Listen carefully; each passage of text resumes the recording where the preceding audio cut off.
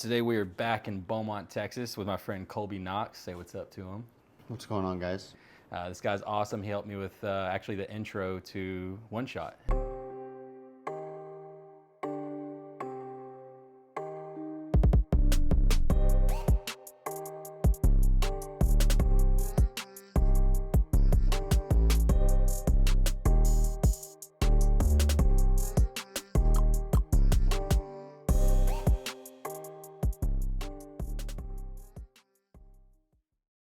Yeah, that's still today, still to date, one of my favorite things that I've made. Really? Yeah, for sure. That's it. Yeah, because I don't get the chance to make stuff like that a whole lot. Yeah. So I'm trying to, I cherish when I get to make something that I think is personally cool. Yeah. Which is not like super often, Yeah. but I've been trying to do it more because it's like that thing where it's like you do what you love and you'll never work a day in your life. Like, that's bullshit. Yeah. you gotta make an effort to not let the hobby turn into a job. Yeah. Yeah. Tell him a little bit about yourself. I guess I would say that I've got 5 years of corporate marketing experience. I work in corporate marketing, and I've been doing freelance videography, photography, graphic design, stuff like that for like the last 10 years.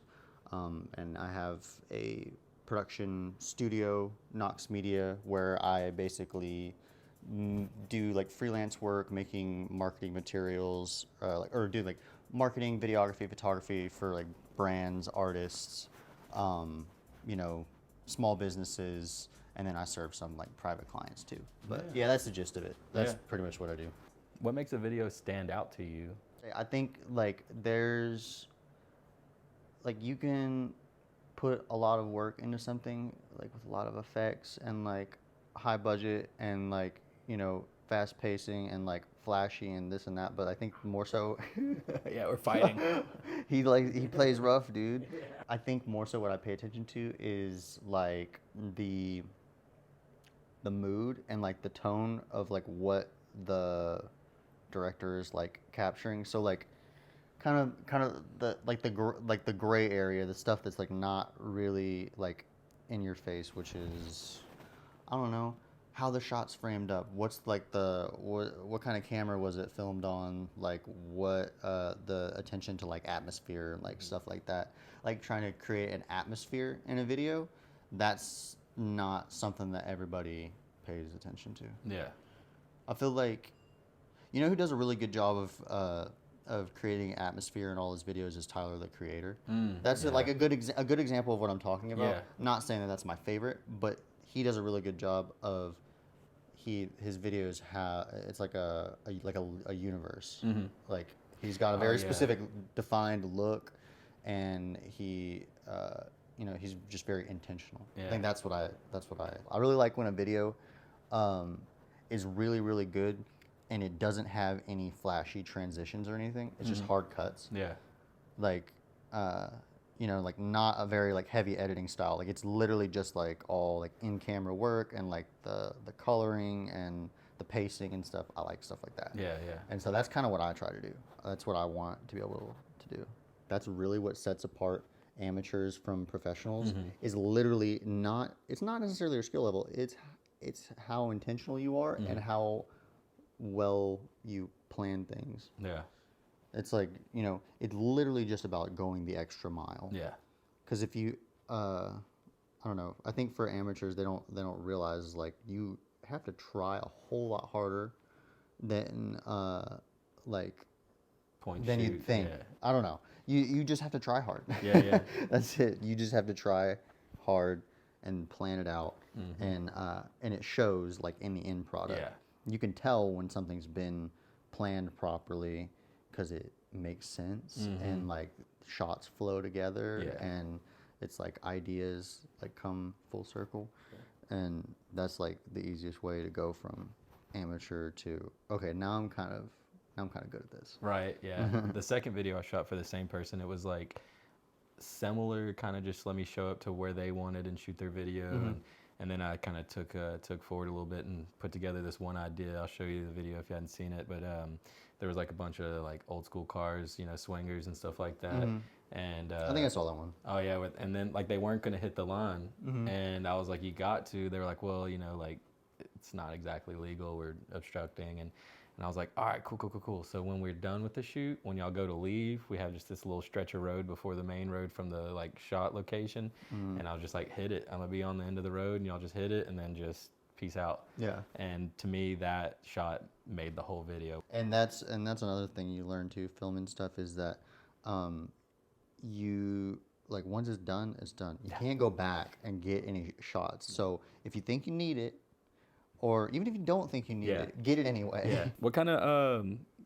Well, you actually showed me your TikTok earlier, which I thought was very interesting. The cameras, what was it called again? The cameras no one. Cameras that nobody cares about. Yeah. Yeah, They should care about it.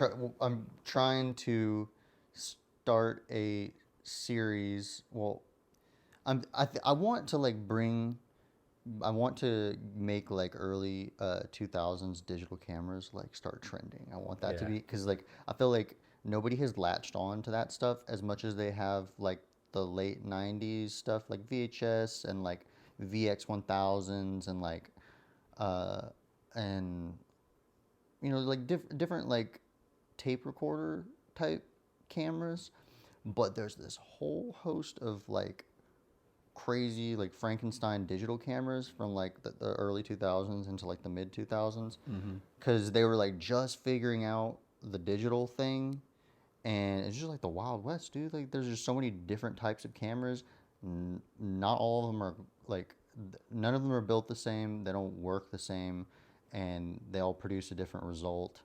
And man, it's fun like collecting them and then trying to get them back to a point of being usable. Yeah.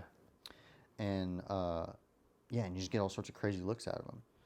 And I feel like people dig camcorders, I think, right now, and like old school cameras, obviously, but I feel like there's a lack of love for the early 2000s digital cameras. So anyway, I'm just making this series, like reviewing different ones and like getting them working and showing test footage and just kind of talking about my opinion. Yeah. Not necessarily, I like technical stuff, but this is just, I just want this to be just like my Fun hobby. Yeah, my like fun little like just personal opinion about this camera. Like I might try to tell you some basic facts about it, but I'm not writing a research paper on the camera. Yeah. Well, just look at it. This is what it is. Yeah. Well, you showed it to me, and I instantly was like, "Oh, this is genius." Because from my perspective of editing some video, like I've downloaded some like LUT packs or whatever with the VHS look, and I mean, some of them look kind of cool. You can kind of, mess with the settings a little bit. But I mean, we all know nothing beats original, real deal footage. If you're into making videos and whatever, that's definitely the way. Get some old recorders, test them out, practice with them. Yeah, use them as tools. Well, because people too, like people will search that kind of thing out. Like especially like it's like having a specific camera that not only like you have the camera, it works, but you can convert the footage and like edit with the footage. Like if you have that camera, you may be the only person around that has that, and if somebody likes that, they'll come to you. It's a unique for look, that style, yeah. Because I just used it to film a music video and got like a sick like or I used one. I guess I didn't really talk about which ones like I've been messing with, but I used this the Hitachi mini DVD-R like camcorder to shoot Kyle's video, just a couple of days ago, and it's like I got this sick like Blair Witch Project kind of like footage from it to cut away to from the the normal like HD DSLR footage, and I think it's like a stark comparison, and it's really cool. It's a good choice because it breaks up the like, okay, this is like, it just visually breaks it up. Yeah, that was one of my favorite things about the video, is doing that like multi-camera like angle of him performing the vocals, because that's what it allows you to do basically, is just like when things are getting boring, you can switch angles, and it makes it so much punchier. Yeah, I just like I said, I thought that was a good It's a good transition to keep it going visually, and it looked how it should instead of implied. Yeah, and also it's like kind of like a storytelling tool too, because it's like you use those. I was using like first person shots to kind of represent like, you know, um, or like I said, it's like found footage, like kind of like Blair Witch. Yeah. So like that camera angle is like representing a character. Yeah. But what kind of camera are you using right now? Like, what equipment are you running? Like as far as equipment goes, like cause like I changed jobs recently, and I came from a job where I had like I had a bunch of stuff that I was really comfortable with that I had access to all the time, and then I switched jobs. Now I no longer have access to that equipment, so I've got all the skills that I learned from using the equipment, but now I don't have anything. Yeah. So I'm kind of like back to square one, and so I literally haven't touched my Nikon in forever except to shoot photos, because I used to film all sorts of videos on that thing just out of necessity, and ever since I was like using the black magic, I was like, oh, I don't want to touch that, and well, now I'm like kind of back in a position. I'm like, well, I can't really be picky. Yeah. So I was like, all right, I'll see what I can do, dude. You can't make excuses. Like I've been filming all those TikToks on that Nikon D600, and it looks great. Yeah. It looks great, and there's nothing like, I don't know why I'm like hesitant. Like I want to like push away from that camera, even because it doesn't do 4K. Like it bothers me, and I want it to do 4K. Then I'm like, nothing's going you really out. you don't need 4K. Yeah. You don't need it, especially for a TikTok. Like Yeah. that's just, I mean, you're just compressing the hell out of whatever video you made to upload it to sites like that anyway. So anyway, I've been shooting with a Nikon D600. That's been working out great. Mainly been focusing more on like audio. Yeah. Like I said, I've been using that Blue Yeti mic, which I'm a huge fan of. $100 at Best Buy. Nice. Okay. And the sound is fat. Yeah. But yeah, I've been shooting the Nikon and that, making TikToks, and then like other cameras. I've been messing with the Hitachi. I can't even remember the model number. Mini DVD-R camera. I brought the old VHS camera out again, which I need to get a battery for, but I'm thinking about getting that thing going again, because I get a really sweet look out of that camera, and it's really reliable. You just have to make sure you take care of the battery, because they're big fat batteries, and like I think it's really easy to drain it to where it won't charge again. Mm-hmm. So I've had to replace it a couple of times. Oh damn, that's wild. But I want to get that one working again. But yeah, that's what I'm doing. I'm just like doing work, like trying to own my own equipment to buy some like new stuff. Because that's the goal. I want to get back to my my black magic setup. Yeah. Because that's what I'm used to. I also want to get a nice new like mirrorless Canon setup. But yeah, until then, rocking with the Nikon D600, and just, I don't know, piecing together a setup like one item at a time. Yeah. So I don't know. That's what I got going on, basically. Yeah. So is there through your videography, is there a piece of equipment or a tool that you either own, purchased, or have access to that was like a game changer you'd like to suggest maybe to someone else to kind of help elevate their game as well? Man, that's kind of a hard one. I think, okay, I'm going to say, I don't think there's one right answer, but I'm going to say like three like key things. Yeah. So I think one of the first things I would say is that if you're trying to like take the next step, it's usually not the camera that needs upgrading. You need better lenses. That's like a big important thing, because like if you want to get like it depends on what kind of projects you're doing, but like if you want to get a nice like clean professional look out of video, man, you really got to get that shallow depth of field. And you can't do it with cheap lenses. Yeah. So if you haven't invested in one, you need to. Yeah. At least one, and you can get like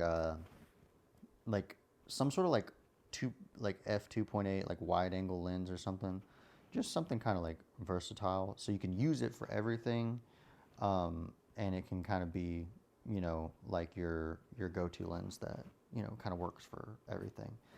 But yeah, the kit lenses and, you know, like a lot of like basic lenses, that's where you need to start. And the other thing is that also depends on what kind of videos you're making, but I'd say audio is more important than the video. And I think I've told you that before. I think so, and it's something I definitely understand once you know, start making stuff. And you mean under like, I mean, really, honestly, anything that's video, like if the audio is bad, no one's gonna want to listen to watch. Yeah, no, you're like their brain's not able to like latch onto what you're saying if they're like being distracted by like struggling to, you know, to hear what it is, or if it's painful to listen to, that too, like, and it's like the difference in quality is only like really stark whenever you put it side by side. You hear a good mic versus a bad one. It's very easy for your ears to trick you. Like you're like, oh, well, this sounds pretty good to me, and then you put it next to, you know, a good shotgun microphone, and you're like, wow, I can't believe that I used to. It's like the transition from like those big fat box TVs to like now these big flat screen TVs. It's like, well, you didn't know then that like you could have this, but it's because you know you didn't have it yet. Yeah. That brings up this is a random tangent, but like for some reason I'm obsessed with the idea of hooking up old gaming systems to old TVs. Yeah. So you can see it the way that It's supposed to. It's supposed Because to be. it's different. Yeah. Even with the transmitters, then there's the button delay. You know, it's not the same. You have to have old games, old system, period. Yeah. And I just think that sounds so fun. I want to play 007 Nightfire on PlayStation 2. And oh man, what was that snowboarding game? Remember that snowboarding game? SSX something? Yeah, I remember playing a couple snowboarding games. Yeah. But I have like all the Sega NES, SNES, 64. That's where my collection kind of stops. Oh, okay, word. Yeah, like I did play, you know, the PS1 Tony Hawk's and all that, but when I like went through my old gaming stage, like I want all the old stuff. That's just what I bought. And then once I started tattooing, I stopped playing games. Yeah, I mean I play video games, or I tried to, but like it's really hard to keep up with. I have a PlayStation 2 also, and I've got like a lot of the games I would want to play, but I just don't. There's no time. Like, no. I mean, I think if you're a creative, you know, like there's no time because you need to create. I don't have enough time to obsess over all the things that I want to obsess over. Right. I have to focus on one obsession, and right now it's the cameras, and that's my like thing that I'm hyper fixated on. Yeah. I don't have any time to be hyper fixated on anything else. Yeah, I feel that. I'm only afforded one. Yeah. I have friends, you should try this. I'm like, nah, I've boiled myself down. I'm allowed 3 things, and they all form a circle. Well, it's like I'm old enough at this point. I'm not trying to figure out what I'm into anymore. Like it's like if you just spend all your time hopping between different activities, you can't get really good at one thing. Yeah. And it's like I'm old enough to figure out pretty much what I like. So I don't like. I'm cool with making the decision to just focus on one thing at a time. It's like a little scavenger hunt, man. It obsesses me. I lose sleep over it. Because like you get these cameras and then you have to like buy parts that aren't manufactured anymore and like bid for things on eBay. And then try to find workarounds for like modern workarounds for old problems, which is like I have to like finalize the DVDs on this camcorder to be able to like for the computer to read them. And well, you got to have an AC adapter to finalize the disc. And well, I can't find a charger that'll make the AC adapter work, and I can't. And then I've ordered 3 chargers, and I've spent $100 on chargers that don't work. And then I find a software that'll do it for me on the computer, and it works part of the way, but not all the way. And then you're just like,